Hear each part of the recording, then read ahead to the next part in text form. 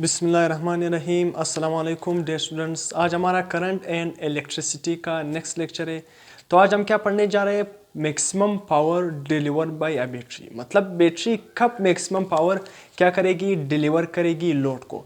तो ये आज हमारा क्या है टॉपिक है, इसको हम कंप्लीटली डिटेल से पढ़ेंगे। मैक्सिमम पावर आउटपुट से रिलेटेड हम हर पॉइंट क्या करेंगे, डिस्कस करेंगे। अगर आप सेकेंड ईयर बोर्ड एग्जाम के लिए तैयारी कर रहे हो या कोई भी कम्पिटिटिव एग्जाम के लिए तैयारी कर रहे हो तो दोनों ही के लिए लेक्चर क्या होगा, बेनिफिशियल होगा। तो काइंडली अगर आप चैनल पर नए हो तो चैनल को सब्सक्राइब कर दे और बेल आइकन की घंटी को पुश कर दे ताकि आपको नए आने वाली लेक्चर की नोटिफिकेशन मिल सके।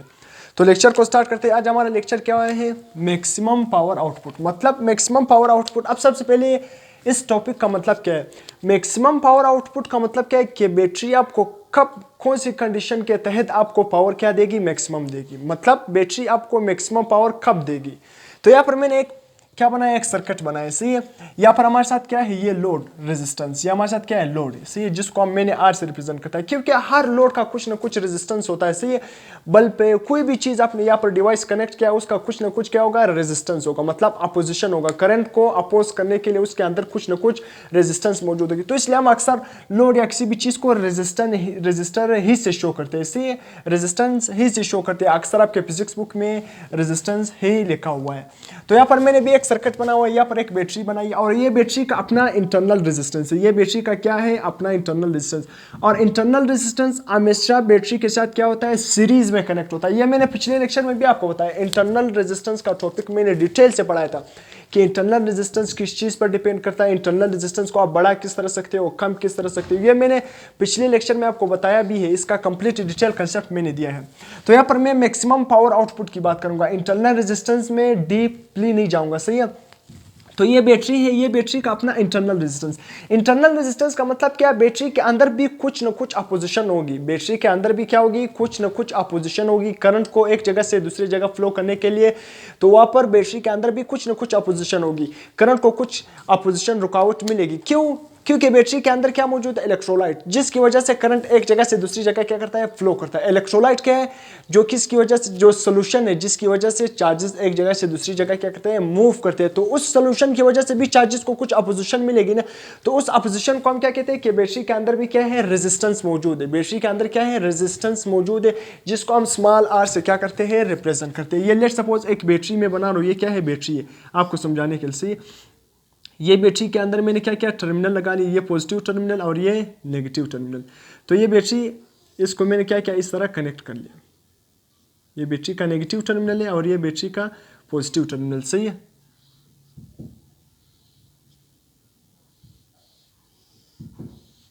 बैटरी को मैंने क्या कर लिया, कनेक्ट कर लिया। सर्किट के अंदर ये क्या क्या मैंने कनेक्ट कर दिया। लेट सपोज यहाँ पर आपने जो भी लगाया, कोई भी लोड रेजिस्टेंस यहाँ पर आपने लगा दिया, सही है। अब बैटरी के अंदर क्या मौजूद है, सोल्यूशन। बैटरी के अंदर क्या मौजूद है, सोल्यूशन मौजूद है, सही है।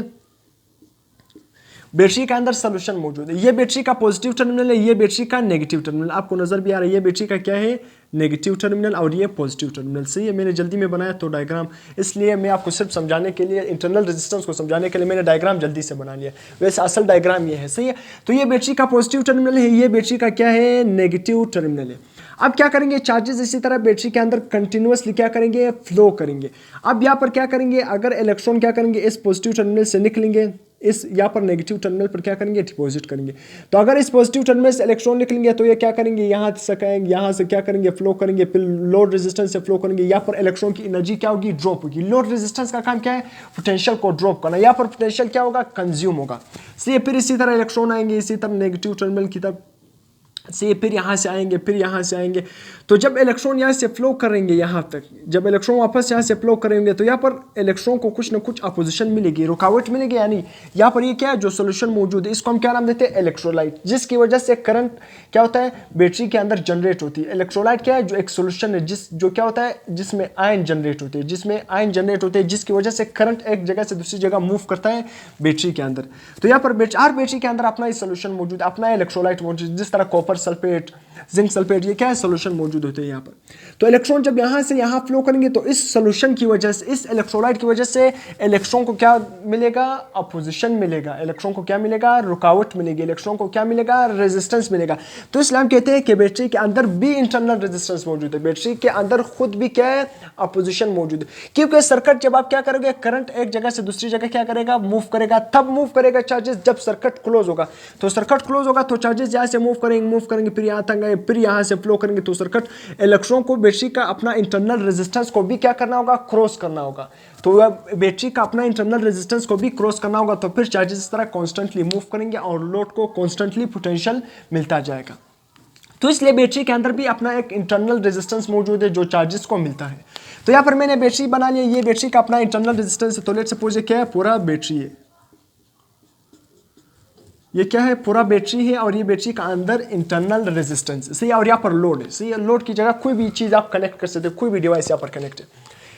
अब यहाँ पर बैटरी से हम मैक्सिमम पावर आउटपुट कब लेंगे, यहाँ पर मैंने आपको ओहम लॉ पढ़ाया था कि potential is equal to current multiply by resistance, और ये रेजिस्टेंस इक्विवेलेंट रेजिस्टेंस है। कौन सा resistance, equivalent resistance. Equivalent resistance का मतलब क्या है, लोड का रेजिस्टेंस भी और बैटरी का इंटरनल रेजिस्टेंस भी। यहाँ पर ये रेजिस्टेंस कौन सा है, इक्विवेलेंट रेजिस्टेंस। तो इसलिए मैं इसको इस तरह भी लिख सकता हूँ कि E इज इक्वल टू हमारे साथ EMF ऑफ द बैटरी। इसी फॉर्मूले को मैंने मॉडिफाई कर लिया, बैटरी का EMF is equal to current. अब रेजिस्टेंस की जगह मैंने इक्विवेलेंट रेजिस्टेंस की जगह क्या लिख लिया, बैटरी का रेजिस्टेंस और लोड का रेजिस्टेंस, क्योंकि यहाँ पर दो रेजिस्टेंस आ रहे हैं। ये कौन सा रेजिस्टेंस है ओहम लॉ में, ये इक्विवेलेंट रेजिस्टेंस है। इक्विवेलेंट रेजिस्टेंस से मुराद यहाँ पर लोड रेजिस्टेंस भी और बैटरी का इंटरनल रेजिस्टेंस भी। तो इसलिए मैंने क्या लिख लिया, R प्लस R सही है, फार्मूला यहाँ तक आ गया। अब उसी तरह अगर मैंने यहाँ से करंट निकाला हो तो R जो लोड रेजिस्टेंस है और इंटरनल रेजिस्टेंस है ये नीचे EMF पर क्या हो जाएंगे, डिवाइड हो जाएंगे। तो current is equal to EMF divided by R plus R। सी लोड रेजिस्टेंस और इंटरनल रेजिस्टेंस, ये हमारे साथ इक्वेशन बन गया सही है। अब ये करंट कौन सा करंट है, अगर आपसे क्वेश्चन पूछे, आपसे एमसीक्यूज पूछे कि ये करंट कौन सा करंट है, याद रखना ये करंट क्या है, current deliver by the battery to the load, मतलब रेजिस्टेंस। यहाँ पर लोड को जो करंट मिल रहा है वो ये है, लोड को जो करंट मिल रहा है वो कौन सा करंट है, ये कौन सा करंट है जो लोड को मिल रहा है सही है। क्यों, क्योंकि लोड को क्यों मिल रहा है आपको नजर भी आ रहा है। यहाँ से पहले क्या करेंगे, चार्जेस यहाँ से मूव करेंगे फिर यहाँ तक आएंगे। तो चार्जेस को क्या करेंगे, दो रेजिस्टेंस का सामना कर रहा है, करंट को क्या है, दो चार्जेस का फ्लो होना एक जगह से वो क्या है, करंट है यानी। तो इसलिए चार्जेस को इस रेजिस्टेंस का भी सामना करना पड़ रहा है, इस रेजिस्टेंस का भी सामना करना पड़ रहा है। तो इसलिए ये कौन सा करंट है जो यहाँ पर लोड को मिल रहा है। तो current is equal to EMF divided by R plus R। See ये कौन सा करंट है, current deliver to the load, ये वो करंट है जो लोड को डिलीवर हो रहा है। यहाँ पर ये जो रेजिस्टेंस है इसको डिलीवर हो रहा है। यहाँ पर कोई भी चीज कनेक्ट हो सकती है, सही, कोई भी डिवाइस आप कनेक्ट कर सकते हो। अब याद रखना मैंने पावर पर बहुत ही डिटेल लेक्चर दिया था, वहां पर पावर के मैंने पॉसिबल 7, 8, 9 फार्मूले पढ़ाए थे। वो फार्मूले जो बहुत ही इंपॉर्टेंट थे, वहाँ से एमसीक्यूज बनते थे। मैंने पावर पर कंप्लीटली लेक्चर दिया था, अगर आपने वो नहीं देखा, पावर से रिलेटेड आपका हर पॉइंट क्या हो जाएगा, क्लियर हो जाएगा। आप उसको काइंडली देखें। वहाँ पर मैंने पावर का एक फार्मूला पढ़ाया था कि power is equal to current का स्क्वायर मल्टीप्लाई बाय रेजिस्टेंस।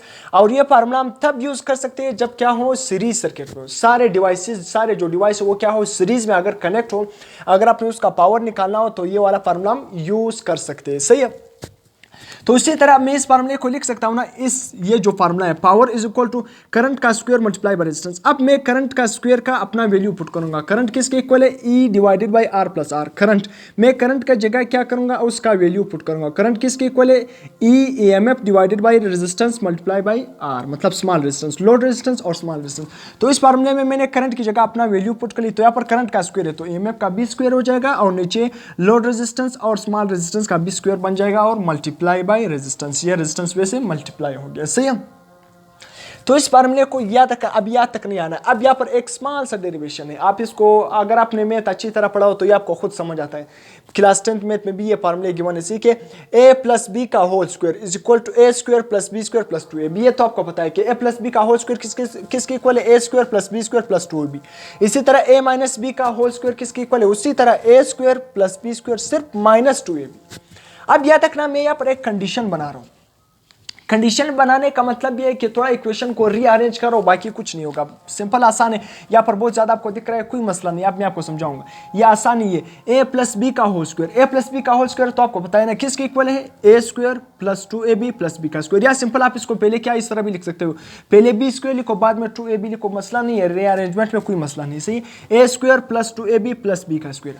अब मैं क्या करता हूं इस इक्वेशन में, इसी फार्मूले में मैं प्लस 2ab ऐड भी करूंगा, माइनस 2ab भी करूंगा। मैंने क्या किया, इसी फार्मूले में प्लस 2ab भी लिख लिया, माइनस 2ab भी लिख लिया। मतलब नेट रिजल्ट क्या होगा, नेट रिजल्ट मतलब इस इक्वेशन पर कोई भी इफेक्ट नहीं होगा। क्यों, क्योंकि मैंने प्लस 2ab भी ऐड कर लिया, माइनस 2ab, तो ये दोनों आपस में क्या हो जाएंगे, कैंसिल। तो इक्वेशन फार्मूले पर कोई भी इफेक्ट नहीं हो रहा है। मैं ऐड भी कर रहा हूं 2ab को और माइनस भी कर रहा हूं, तो प्लस 2ab माइनस 2ab तो क्या हो जाएगा, जीरो, आपस में कैंसिल हो जाएंगे। नेट इफेक्ट क्या है, जीरो है। सही है। जिस तरह मैंने आपको किया 2 डिवाइडेड बाई 3, सही है, 2 डिवाइडेड बाई 3। अगर मैं क्या करूं, मल्टीप्लाई बाई, इससे 2 मल्टीप्लाई भी करो और डिवाइड भी करो, इस 2 डिवाइडेड बाई 3 पर कोई भी इफेक्ट नहीं होगा, क्योंकि 2 में मल्टीप्लाई भी कर रहा हूं और डिवाइड भी कर रहा हूं। 2 2 जार 4 क्या आ जाएगा 4, 2 3 जार 6 6। अगर मैं वापस इसको डिवाइड करूं क्या आ जाएगा, 2 से डिवाइड करो, 2 2 जार 4, 2 3 जार 6। आंसर क्या आ गया, 2 डिवाइडेड बाई 3 आ गया, वही 2 डिवाइडेड बाई 3 वही आंसर आ गया। तो इसी फार्मूले में भी मैंने 2ab को प्लस भी कर दिया और माइनस भी कर दिया, नेट रिजल्ट क्या आएगा, सेम आएगा। इस इक्वेशन पर, इस फार्मूले पर कोई भी इफेक्ट नहीं होगा। अब मैंने फिर से लिख लिया कि इसी फार्मूले को अब मैं थोड़ा रीअरेंज करो, इसमें थोड़ा मॉडिफिकेशन करो। a प्लस बी का होल स्क्वायर, सही है, मैंने एरो दे दिया। इसी फार्मूले से मैंने अब क्या बना रहा हूं कि a स्क्वायर, सही है, ये माइनस 2ab मैंने यहां पर लिख लिया, a स्क्वायर माइनस 2ab, सही है, प्लस बी का स्क्वायर, ये मैंने लिख लिया, माइनस 2ab मैंने लिख लिया और ये लिख लिया। बच क्या गया, प्लस 2ab प्लस 2ab, ये दोनों ऐड हो गए, क्या बन गया, प्लस 4ab। सही, प्लस 2ab, ये प्लस 2ab, ये दोनों आपस में ऐड हो गए तो क्या बन गया, प्लस 4ab। बाकी क्या बच गया, a square plus B square minus 2ab, ये मैंने लिख लिया। सही, अब यहाँ पर कुछ उसी तरह, तो a प्लस बी का होल स्क्वायर मैं लिख सकता हूँ, यानी कि a प्लस बी का होल स्क्वायर किसके इक्वल है, a माइनस बी का whole square plus 4ab। Simple, क्या मैंने लिख लिया, इस फार्मूले से मैंने क्या बना दिया कि a प्लस बी का होल स्क्वायर किसके इक्वल है, a माइनस बी का होल स्क्वायर प्लस 4ab। क्यों, क्योंकि a square minus 2ab plus B का होल स्क्वायर, ये किसका इक्वल है, ये तो a माइनस बी के इक्वल है, यानी तो यहाँ पर मैंने लिख लिया a माइनस बी का होल स्क्वायर और साथ में 4ab बच गया, प्लस 4ab। तो इसलिए मैं लिख सकता हूँ a प्लस बी का होल स्क्वायर किसके इक्वल होगा, a माइनस बी का होल स्क्वायर प्लस 4ab। अब यहाँ तक ये इक्वेशन आपको समझ आ गया। अब सिंपल यही फार्मूला यहाँ पर आपने अप्लाई कर देना है। आपका मैक्सिमम पावर आउटपुट के लिए एक फार्मूला आएगा, सही है। तो क्या आएगा, यहाँ पर आपको क्या नजर आ रहा है, R plus R, load resistance और इंटरनल रेजिस्टेंस। यहाँ पर आप भी यह कंडीशन अप्लाई कर सकते हो, ए प्लस बी का होल स्क्वायर, दोनों का क्या है, होल स्क्वायर। सी क्या लिखा हुआ है, R plus R whole square. तो इसको आप इस तरह भी लिख सकते हो, ये फार्मूला इस पर अप्लाई कर सकते हो।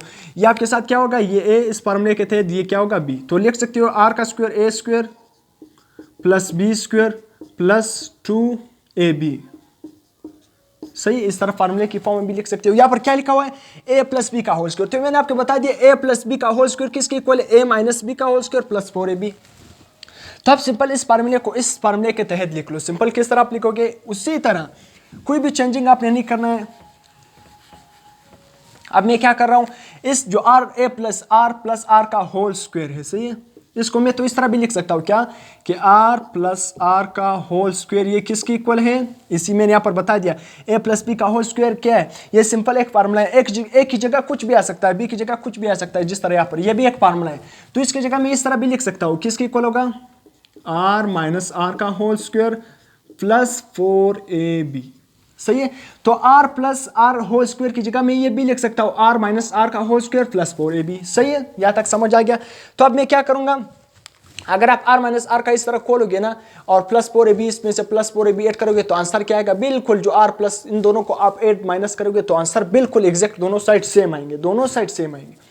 तो इसलिए r plus R whole square की जगह मैं क्या लिख सकता हूँ, r माइनस आर का होल स्क्वायर प्लस 4ab। सही है, आपको यहाँ तक अभी समझ आएगी। Power is equal to E square multiply by R. तो r plus R whole square की जगह मैं क्या लिखूंगा, उसी तरह मल्टीप्लाई बाई आर, तो मैंने यहाँ पर लिख लिया। r plus R whole square की जगह मैं क्या लिखूंगा, ये है r माइनस आर का होल स्क्वायर प्लस 4ab। तो r माइनस आर का whole square plus 4r multiply by R. सही है, ab का मतलब ये है कि r, सही है, ab का मतलब क्या है, AB का मतलब क्या है, R load resistance multiply by internal resistance. सही है, तो हम 4R मल्टीप्लाई बाय R। सही है, यहां तक ये कौन सा फार्मूला है, पावर आउटपुट, ये याद रखना, ये पावर आउटपुट है, ये मैक्सिमम पावर आउटपुट का फार्मूला नहीं है, याद रखना। अक्सर आप से क्वेश्चन में एमसीक्यूज आ जाते हैं, एमसीक्यूज में पूछा जाता है कि मैक्सिमम पावर आउटपुट का फार्मूला क्या। अभी मैं मैक्सिमम पावर आउटपुट की फार्मूले की तरफ जाऊंगा। ये पावर आउटपुट है, सिंपल कौन सा फार्मूला, पावर आउटपुट। तो मैं यहाँ पर सिर्फ क्या लिख रहा हूँ, आउट, OUT, मतलब ये आउटपुट पावर का फार्मूला है कि आपको आउटपुट पर ये पावर मिल जाएगा। मैक्सिमम पावर आउटपुट का फार्मूला अभी तक नहीं आया है, सही है।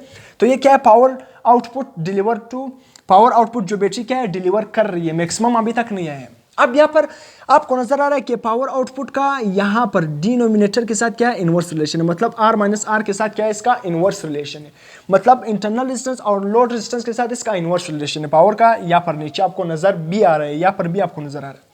अब अगर डिनोमिनेटर क्या हो जाए, स्मॉल हो जाए, डिनोमिनेटर क्या हो जाए, कम हो जाए, तो पावर खुद ब खुद क्या हो जाएगी, मैक्सिमम आ जाएगी। अब डिनोमिनेटर में हमारे साथ क्या आ रहा है, लोड रेजिस्टेंस और इंटरनल रेजिस्टेंस।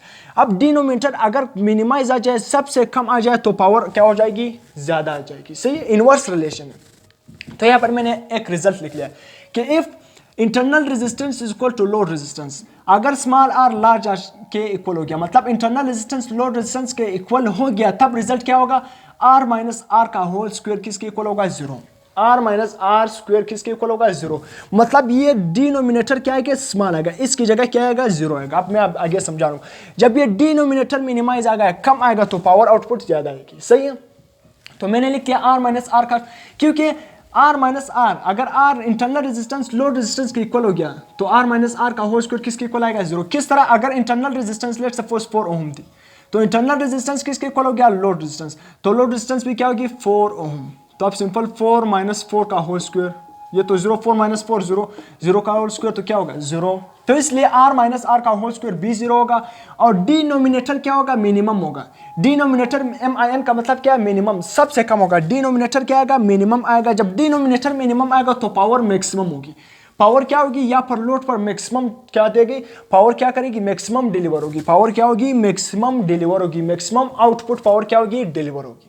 उसी तरह मैंने यहां पर लिखा है, इफ कंडीशन तो आपको पता चल गया, मैक्सिमम पावर कब क्या होगी, डिलीवर होगी, या पर लोड को मैक्सिमम पावर कब डिलीवर करेगी कोई भी बैटरी, जब इंटरनल रेजिस्टेंस लोड रेजिस्टेंस के इक्वल हो जाए, सही है। तो फिर आर माइनस आर स्क्वायर क्या होगा, 0 के इक्वल होगा। अब इससे मैं नया फार्मूला बना रहा हूं मैक्सिमम पावर आउटपुट का यहां पर।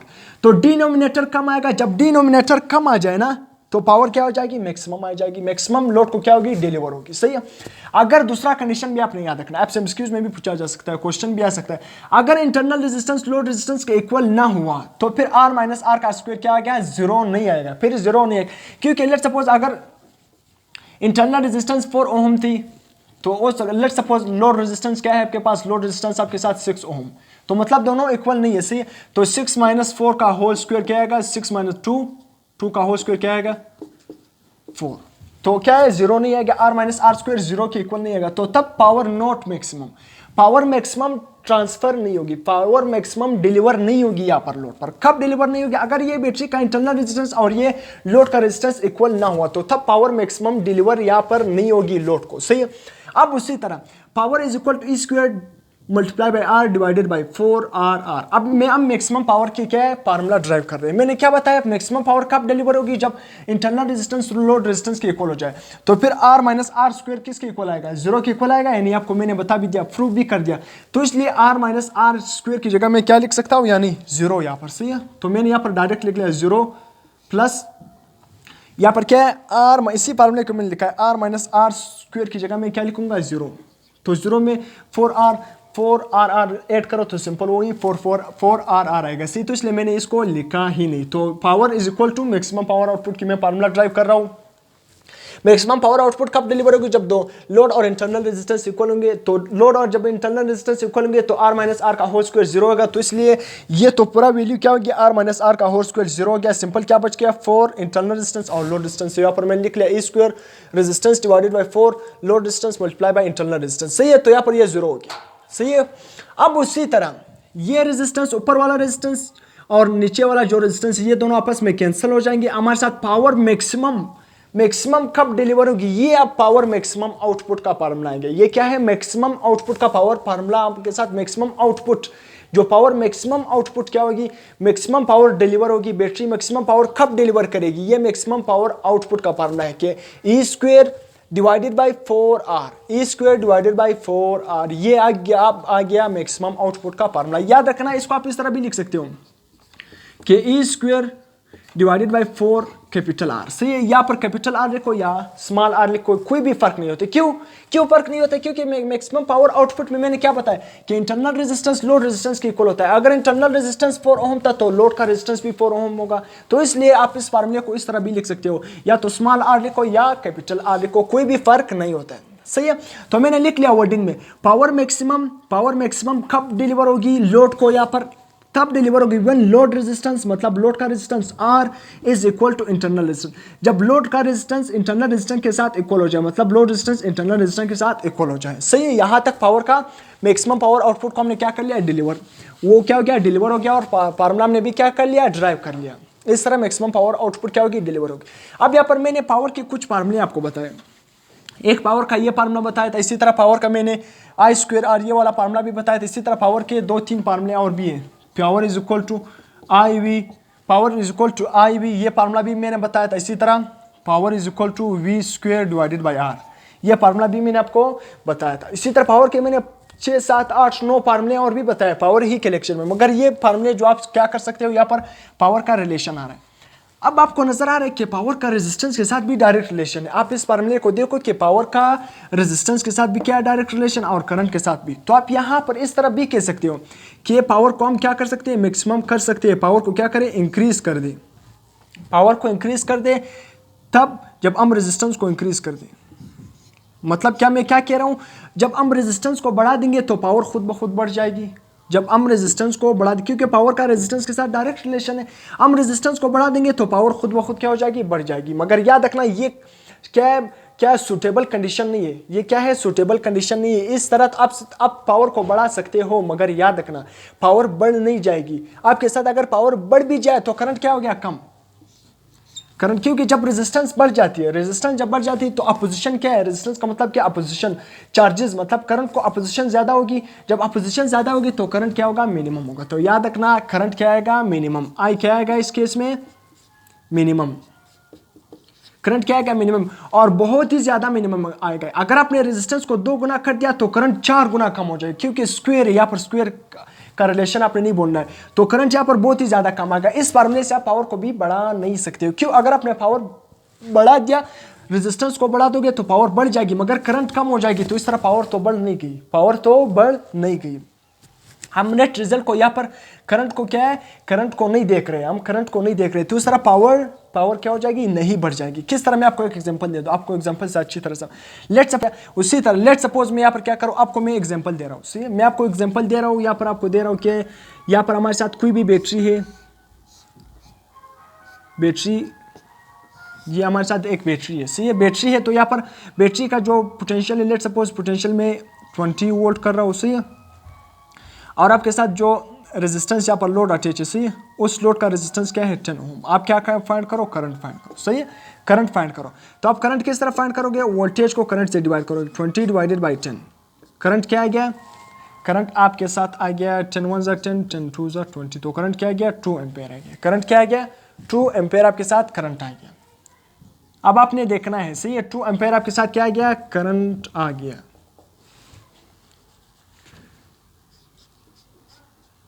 अब आपने कंडीशन को देखना है, हम इस कंडीशन को अप्लाई कर रहे हैं। सही है, अगर मैं रेजिस्टेंस को बढ़ा तो पावर, हम ये सोचे कि रेजिस्टेंस को बढ़ा देंगे तो पावर बढ़ जाएंगे, मगर पावर बढ़ेगी नहीं, करंट कम हो जाएगी। किस तरह, मैं अभी आपको इस फार्मूले के तहत आपको समझाऊंगा। रेजिस्टेंस पहले क्या थी, 10 ओम। अब मैं रेजिस्टेंस को क्या कर देता हूँ, 20 ओम मैंने कर दिया। रेजिस्टेंस को क्या कर दिया, 20 ओम कर दिया। देखो आप फिर से फाइंड करो, सेकेंड कंडीशन, ये फर्स्ट केस था, अब ये सेकेंड केस है। करंट, अब आपके साथ वोल्टेज क्या है, 20 ओम। करंट क्या है, करंट आपके साथ भी, सॉरी, रेजिस्टेंस क्या है, 20 ओम। 20 क्या हो गया, 1 एम्पेयर क्या गया, करंट। रेजिस्टेंस आपने बढ़ा दिया, करंट क्या हो गया, 2 गुना कम हो गया। पहले 1 था, अब पहले 2 था, अब 1 आ गया। करंट क्या हो रहा है, कम हो रहा है।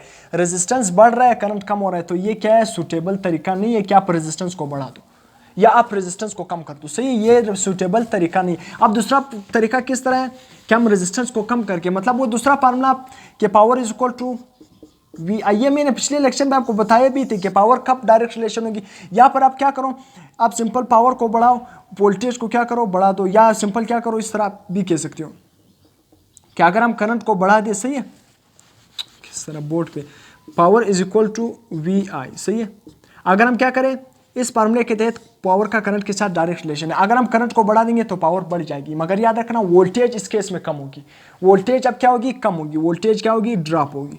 बेशक आपने क्या क्या करंट को बढ़ा दिया, पावर भी बढ़ गई, मगर इस केस में वोल्टेज ड्रॉप होगी, वोल्टेज कम होगी। इस केस में भी पावर बढ़ नहीं जाएगी, पावर एक ही केस में बढ़ेगी, और वो केस क्या है, जब इंटरनल रेजिस्टेंस लोड रेजिस्टेंस के इक्वल आ जाए, तब पावर मैक्सिमम क्या करेगी, वो बैटरी मैक्सिमम पावर क्या करेगी, डिलीवर करेगी। वो बैटरी मैक्सिमम पावर क्या करेगी, डिलीवर करेगी। तो अपनी इस तरह केसों में नहीं आना है, ऐसे केसों में नहीं आना है। अब यहाँ पर मैं एक एमसीक्यूज लिख रहा हूँ, एमसीक्यूज लिख रहा हूँ, सही है, आपने इसका आंसर देना है। मैं स्टेटमेंट लिख रहा हूँ कि एक बैटरी है, सही है, आपके कम्पिटिटिव एग्जाम में, बोर्ड एग्जाम में इस तरह एमसीक्यूज अक्सर आते हैं मैक्सिमम पावर आउटपुट से। बैटरी है, उसका जो इंटरनल रेजिस्टेंस है क्या है, इंटरनल रेजिस्टेंस आर। मैं लिख रहा हूँ इंटरनल रेजिस्टेंस क्या है, 10 ओम, सही है। मैं पूरा स्टेटमेंट नहीं लिख रहा हूँ कि बैटरी हुज इंटरनल रेजिस्टेंस 10 ओम, और एंड इसका जो पोटेंशियल है, सही है, पोटेंशियल क्या है, जो हम भी उसका जो पोटेंशियल है वो क्या है, 100 क्या है, 100 वोल्ट, सही है। और वो क्या कर रही है, करंट कितना सप्लाई कर रही है, सही। आपको इस तरह स्टेटमेंट की फॉर्म में गिवन है कि वो करंट क्या कर रहा है, करंट क्या है, 30 एम्पेयर करंट सप्लाई कर रही है, सही है, स्टेटमेंट दे रहा हूँ। तो आपसे पूछे कि मैक्सिमम पावर कब डिलीवर करेगी, and the battery deliver maximum P power, कब डिलीवर करेगी। अब आपको ऑप्शन दे रहे हैं, ऑप्शन आपको लिख रहे हैं, ऑप्शन ए है कब मैक्सिमम पावर डिलीवर करेगी, A option, B option, maximum power deliver करेगी कब, सी ऑप्शन में लिख रहा हूं,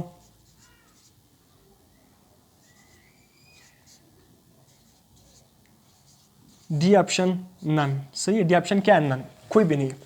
कब आप सिंपल देखो, बैटरी है, उसका इंटरनल रेजिस्टेंस इतना है, आपको स्टेटमेंट की फॉर्म में गिवन होगा, मैंने डायरेक्ट डेटा लिख लिया। वोल्टेज इतना है, करंट इतना पास कर रहे हैं, बैटरी डिलीवर मैक्सिमम पावर, कब मैक्सिमम पावर डिलीवर करेगी। आपके साथ ऑप्शन ए बी, आप इस पे सोचो कौन सा ऑप्शन होगा। याद रखना मैंने आपको बताया, आपको इंटरनल रेजिस्टेंस गिवन है, इंटरनल रेजिस्टेंस 10 ओम, क्या है, 10 ओम। जब इंटरनल रेजिस्टेंस लोड रेजिस्टेंस के साथ क्या इक्वल हो जाए, तब बैटरी क्या करेगी, मैक्सिमम पावर डिलीवर करेगी। तो आपको नजर भी आ रहा है, जब आर क्या हो तो आपको क्या करेगा, ऑप्शन ए आपका करेक्ट होगा। क्यों बैटरी मैक्सिमम पावर तब अप्लाई करेगी जब आपके साथ दोनों रेजिस्टेंस क्या हो जाए, इक्वल हो जाए। अगर इंटरनल रेजिस्टेंस भी 100 ओम था तो ये क्या, अगर इंटरनल रेजिस्टेंस 10 ओम था तो ये लोड रेजिस्टेंस भी क्या होना चाहिए, 10 ओम होना चाहिए, तब बैटरी क्या करेगा, मैक्सिमम पावर आउटपुट डिलीवर करेगी। तो इसलिए यहाँ पर ऑप्शन क्या होगा, ए। मैक्सिमम पावर तब आउट क्या होगी, डिलीवर होगी जब ये इंटरनल रेजिस्टेंस अगर 10 ओम है, तो लोड का रेजिस्टेंस कैपिटल आर भी 10 ओम होना चाहिए, तब बैटरी मैक्सिमम पावर क्या करेगी, डिलीवर करेगी। या आपसे इस तरफ दूसरे स्टेटमेंट देकर के इंटरनल रेजिस्टेंस इतना है बैटरी का, बैटरी कब मैक्सिमम पावर डिलीवर करेगी, लोड रेजिस्टेंस, आपसे simple battery maximum power deliver कब करेगी, and find the load resistance. आपसे पूछे कि लोड रेजिस्टेंस फाइंड करो, बैटरी मैक्सिमम पावर कब डिलीवर करेगी। आपको आप सिंपल आप मैक्सिमम पावर डिलीवर कब करेगी, तो आपको इंटरनल रेजिस्टेंस की वन, जितना इंटरनल रेजिस्टेंस होगा लोड रेजिस्टेंस को इक्वल उसी तरह इक्वल होना चाहिए, तब क्या करेगी, बैटरी इंटरनल रेजिस्टेंस उस केस में डिलीवर करेगी। तो अक्सर इस तरह एमसीक्यूज आती है, सही है। जो एमसीक्यूज क्या होते हैं, जनरल होते हैं, मगर आपने सिर्फ स्टेटमेंट को समझना है कि मैक्सिमम पावर का ये कंडीशन समझना है, तो आप हर एमसीक्यूज कर सकते हो। अक्सर हर एमसीक्यूज क्या है, फार्मूले से हल नहीं होता है, आपको उसको देखना है कि उसमें स्टेटमेंट क्या गिवन है, सही है।